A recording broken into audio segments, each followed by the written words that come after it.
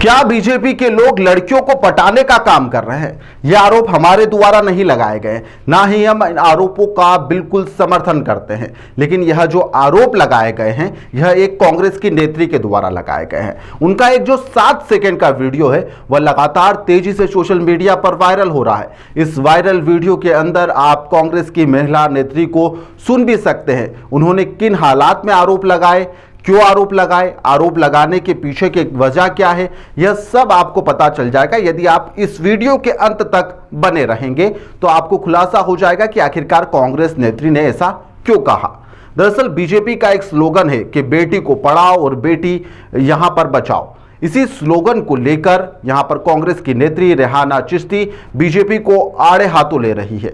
उनका कहना है कि बीजेपी के लोग बेटी को पढ़ाने का नहीं बल्कि बेटी को पटाने का काम कर रहे हैं। सुनिए आप भी। बेटी को पटाने का काम करते हैं ये लोग। ये देखते कैसे इसकी इज्जत को उठाया जाए। बेटी पढ़ाओ, ये पढ़ा कर बेटी को पटाने का काम करते हैं ये लोग। ये देखते कैसे इसकी इज्जत को उठाया जाए। यह वीडियो शुजालपुर का है। शुजालपुर में अखिल भारतीय कांग्रेस कमेटी के निर्देश पर अकोतिया में एक संगठन सृजन अभियान जो कि राहुल गांधी के द्वारा शुरू किया गया है, उस अभियान के तहत एक बैठक का आयोजन किया गया। शनिवार की शाम को बैठक आयोजित की गई।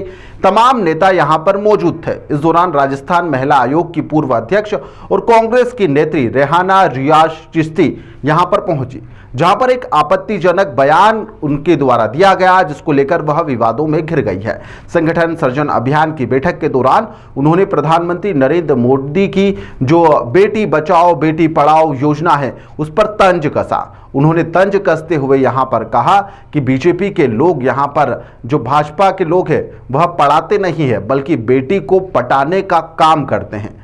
इस बयान ने ना सिर्फ यहां पर राजनीतिक माहौल को गरमा दिया है बल्कि यहां पर समाज में एक अलग संदेश देने की भी कोशिश की गई है। बेटियों के सम्मान और गरिमा पर इसको लेकर सवाल खड़ा हुआ है। यह बीजेपी के आरोप हैं। उन्होंने कहा है कि महिला नेत्री के द्वारा बेटियों की सुरक्षा, सम्मान और सशक्तिकरण की लड़ाई के अंदर यहां पर अग्रिम मोर्चे पर बीजेपी हमेशा से खड़ी रहती है और बेटी को पढ़ाई हम बढ़ाने और उनको बढ़ाने का काम कर रहे हैं। वहीं पर कांग्रेस उन्हें पटाने जैसे अशोभनीय शब्द कह रही है, यह सवाल उठा रही है। बीजेपी भी इस मामले में यहां पर हमलावर हो चुकी है।